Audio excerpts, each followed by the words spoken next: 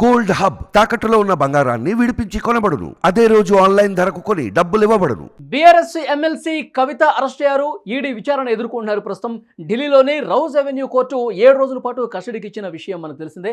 ముఖ్యంగా ఈడీ విచారణ ఎదుర్కొంటున్న సమయంలో కొన్ని విషయాలు బయటకు వస్తున్నాయి, కొన్ని వాస్తవాలు బయటకు వస్తున్నట్టుగా తెలుస్తుంది. ఈ నెల 23వ తారీఖు మధ్యాహ్నం 12 గంటలకు కస్టడీ ముగిసిన తర్వాత ఎమ్మెల్సీ కవితను కోర్టులో హాజరుపరచాల్సిందిగా కోర్టు ఆదేశించిన విషయం మనకు తెలిసిందే. ప్రస్తుతం ఈడీ విచారణ జరుగుతోంది. ఈడీ విచారణలో ఆధారాలు ముందు పెట్టి కొన్ని కీలకమైన ప్రశ్నలు వేసినట్టుగా తెలుస్తోంది. ఈ లిక్కర్ స్కామ్కు సంబంధించి మరింత లోతుగా విచారించి కవితకు సంబంధించి ఇంతకుముందు వ్యతిరేకంగా ఏవైతే సాక్షులు కవితకు వ్యతిరేకంగా చెప్పారో ఆ ఆధారాలను, వాట్సాప్ చాట్లను, ఇంతకుముందు మాట్లాడినటువంటి కాల్స్కి సంబంధించిన వివరాలు కావచ్చు, తర్వాత 100 కోట్ల రూపాయల ముడుపులకు సంబంధించిన వ్యవహారానికి సంబంధించిన విషయాలు కావచ్చు, వీటన్నిటినీ ఆధారాలతో సహా ముందు పెట్టి కవిత గారిని ప్రశ్నిస్తున్నట్టుగా తెలుస్తోంది. ఇదే సమయంలో సుప్రీంకోర్టులో రిట్ పిటిషన్ కూడా వేశారు ఎమ్మెల్సీ కవిత. ఇక్కడ మనం చూడొచ్చు, అభిషేక్కి మధ్యంతర బెయిల్ వచ్చింది. అభిషేక్ బోయినపల్లి ఢిల్లీ లిక్కర్ స్కామ్ కేసులో ఇన్వాల్వ్మెంట్ ఉంది. మధ్యంతర బెయిల్ వచ్చింది. తన భార్య అనారోగ్యం కారణంగా చికిత్స చేసుకోవడానికి హైదరాబాద్లో చికిత్స చేసుకుంటానని చెప్పారు. సో ఆ కారణం రీత్యా అభిషేక్ బోయినపల్లికి మధ్యంతర బెయిల్ ఇచ్చారు. 4 రోజుల క్రితమే మనకు తెలుసు, ఢిల్లీ ముఖ్యమంత్రి అరవింద్ కేజ్రీవాల్కి ఢిల్లీ లిక్కర్ కేసుకు సంబంధించి ఈడీ కొన్నిసార్లు సమన్లు పంపించింది. ఆయన 3 సార్లు విచారణకు హాజరు కాలేదు. తర్వాత ఆయన వర్చువల్గా ఒకసారి విచారణకు హాజరయ్యారు. అయితే ఢిల్లీ లిక్కర్ కేసుకు సంబంధించి ఉన్నటువంటి, అంటే అరవింద్ కేజ్రీవాల్ మీద నమోదు చేసినటువంటి సెక్షన్స్ బెయిల్ ఇచ్చేవిగా ఉన్నాయి కాబట్టి ఆయనకి బెయిల్ ఇస్తున్నామని చెప్పారు. సో అరవింద్ కేజ్రీవాల్కి బెయిల్ వచ్చింది ఈ కేసులో. అభిషేక్ బోయినపల్లికి లేటెస్ట్గా మధ్యంతర బెయిల్ వచ్చింది. సో కవిత గారికి కూడా బెయిల్ వచ్చే అవకాశం ఉంది. ఈ చర్చ అయితే జోరుగా జరుగుతుంది. ప్రస్తుతం సోషల్ మీడియాలో 7 రోజుల కస్టడీ తర్వాత 23వ తారీఖు తర్వాత బెయిల్ ఎట్టి పరిస్థితుల్లో కవిత గారికి వస్తుందని చెప్పి ఘంటాపథంగా బీఆర్ఎస్ పార్టీకి సంబంధించిన నాయకులు కావచ్చు, బీఆర్ఎస్ ఫ్యామిలీలో ఉన్నటువంటి వాళ్ళు స్పందిస్తూ ఉన్నారు, కవిత గారికి బెయిల్ వస్తుందని. కానీ మనకు అందుతున్నటువంటి సమాచారం ప్రకారం 23వ తారీఖు మధ్యాహ్నం 12 గంటలు కోర్టులో ప్రొడ్యూస్ చేసిన తర్వాత ఈడీ మరికొన్ని రోజుల పాటు కస్టడీ ఇవ్వాల్సిన అవకాశం కనిపిస్తుంది అంటున్నారు. తర్వాత సాక్షులను ప్రభావితం చేస్తారు కాబట్టి జ్యుడిషియల్ రిమాండ్కైనా పంపించండి అని చెప్పి కోరే అవకాశం కనిపిస్తుంది. ఎందుకంటే కొన్ని బలమైనటువంటి ఆధారాలు ఈడీ తన దగ్గర పెట్టుకున్నట్టుగా తెలుస్తుంది. ఆ ఆధారాలను ముందు పెట్టుకుని ప్రశ్నిస్తున్నారు. దాంతోపాటు ఏమైనా కనుక బెయిల్ ఇస్తే కనుక సాక్షుల్ని తీవ్రంగా ప్రభావితం చేస్తారు. ఈ కేసు నుంచి ఏ విధంగా బయటపడాలో ఆలోచనలు చేస్తారు. ఎందుకంటే గతంలో జరిగిన కొన్ని ఇన్సిడెంట్ను కూడా ఈడీ ప్రస్తావిస్తున్నట్టుగా తెలుస్తుంది. కొన్ని మొబైల్ ఫోన్స్ను స్వాధీనం చేసుకున్నారు. ఆ మొబైల్ ఫోన్స్ గతంలో ఆధారాలు చెరిపివేసే కుట్ర ఎమ్మెల్సీ కవిత చేశారు, ఆధారాలు ధ్వంసం చేసే కుట్ర చేశారని చెప్పి ఈ వాదనలు కూడా ఈడీ కోర్టు ముందు చెప్పినట్టుగా తెలుస్తోంది. ముఖ్యంగా మనకు అందుతున్నటువంటి సమాచారం ప్రకారం రిట్ పిటిషన్లో కొన్ని కీలకమైన విషయాలు లేవనెత్తారు ఎమ్మెల్సీ కవిత.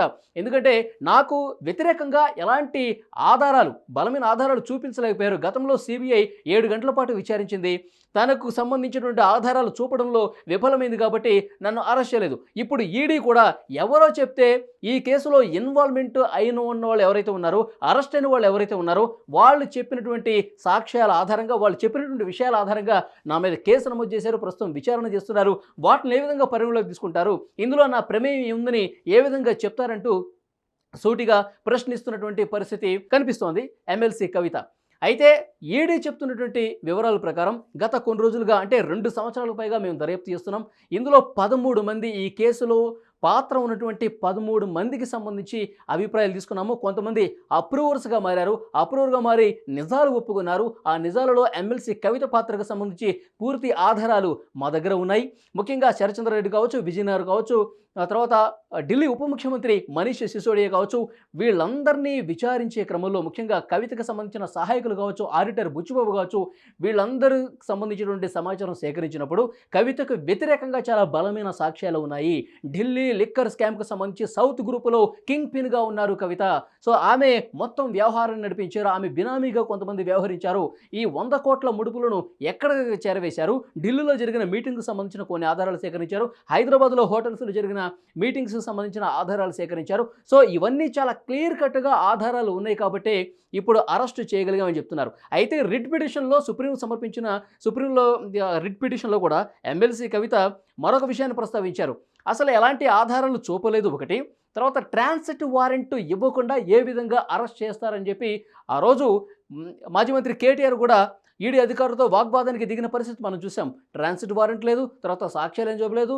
ఎవరో చెప్పింది బేరీజ్ వేసుకొని, ఎవరో చెప్పిన సాక్ష్యాల్ని నమోదు చేసుకొని దాని ఆధారంగా ఏ విధంగా అరెస్ట్ చేశారు. గతంలో సుప్రీంకోర్టుకి ఈడీ అధికారులు చెప్పారు కవిత గారిని అరెస్ట్ చేయము, ఎందుకంటే ఆమె సాక్షిగా ఉన్నారు కాబట్టి అని. కానీ ఇప్పుడు పరిస్థితి పూర్తిగా మారిపోయింది. బలమైన ఆధారాలు సేకరించిన తర్వాత నిందితురాలుగా చేర్చాము కాబట్టి ఇప్పుడు అరెస్ట్ చేస్తున్నామని చెప్పి ఈడీ అధికారులు చెప్తున్నటువంటి పరిస్థితి కనిపిస్తుంది. సో ఓవరాల్గా చూసుకుంటే ఎమ్మెల్సీ కవిత చుట్టూ ఉచ్చైతే కొంచెం భారీగానే బిగుసుకుంటున్నట్టుగా తెలుస్తోంది. బలమైన సాక్ష్యాధారాలు లభించిన మీదటే కవిత గారిని అరెస్ట్ చేసినట్టుగా తెలుస్తోంది. సో ముఖ్యంగా రాజకీయ కారణాలను చెప్తున్నారు కవిత గారు. రిట్ పిటిషన్లో సుప్రీంకోర్టుకు సమర్పించిన దాంట్లో ఇంకొక బలమైనటువంటి వాదన రాజకీయ ప్రోద్బలంతో, రాజకీయ కారణంతో ఈ విధంగా అరెస్ట్ చేస్తున్నారు. ఎందుకంటే లిక్కర్ కేసు బయటకు వచ్చిన తర్వాత చాలామంది పార్టీకి సంబంధించిన నాయకులు, భారతీయ జనతా పార్టీ నాయకులు కూడా నెక్స్ట్ అరెస్ట్ అయ్యేది కవితనే అని చెప్పి చేశారు. సో దానికి అనుగుణంగా ఈడీ నడుచుకుంటున్నట్టు కనిపిస్తుంది. రాజకీయ నాయకుల ఆదేశాలతో ఈడీ చర్యలు ఉన్నాయి, దీన్ని ఎక్కడా నమ్మే పరిస్థితి లేదని చెప్పి కవిత కొన్ని వాదనలు అయితే సుప్రీంకోర్టులో వినిపించిన పరిస్థితి కనిపిస్తుంది. అది ప్రస్తుతం సుప్రీంకోర్టులో ఉంది, విచారణ జరుగుతున్నటువంటి పరిస్థితి కనిపిస్తుంది. కానీ ఈడీ అధికారులు ప్రస్తుతం 7 రోజుల పాటు కస్టడీకి తీసుకుని విచారించినట్లు కొన్ని వాస్తవాలు బయటకు వస్తున్నాయి. ఆమెకు సంబంధించి వ్యతిరేకంగా 13 మంది ఏవైతే సాక్ష్యాలు చెప్పారో వాటిని ముందు పెట్టుకుని ప్రశ్నిస్తున్నారు ఒకవైపు. దాంతోపాటు ఆమె ట్రాన్సాక్షన్స్కు సంబంధించి కూడా కొన్ని బలమైన ఆధారాలు తీసుకుంటూ తెలుస్తుంది. అంటే టెక్నికల్ ఎవిడెన్స్ను కూడా పెట్టుకుని విచారిస్తున్నట్టుగా తెలుస్తోంది. మనం చూస్తున్నాము నిన్న ఒక లెటర్ కూడా బయటకు వచ్చింది సుకేష్ చంద్రశేఖర్కి సంబంధించి. ఎందుకంటే ఈ కేసులో ఆయన 200 కోట్ల మనీ లాండరింగ్కి సంబంధించి కేసులు అరెస్ట్ అయ్యి జైల్లో ఉన్నాడు. అతను కూడా లెటర్ ఇచ్చాడు, మీరు అరవింద్ కేజ్రీవాల్ని కాపాడే ప్రయత్నం చేయదు, నిజాలు ఒప్పుకోండి, అన్ని బలమైన ఆధారాలు ముందు పెట్టుకుని ఈడీ ప్రశ్నిస్తుంది. సో మనం దొరికిపోయాం, వెల్కమ్ టు తీహార్ జైలు అని చెప్పి ఆయన మాట్లాడిన పరిస్థితి కూడా ఉంది. సో చాలామంది చెప్తున్నారు బెయిల్ వచ్చే అవకాశమే లేదు కవిత గారికి.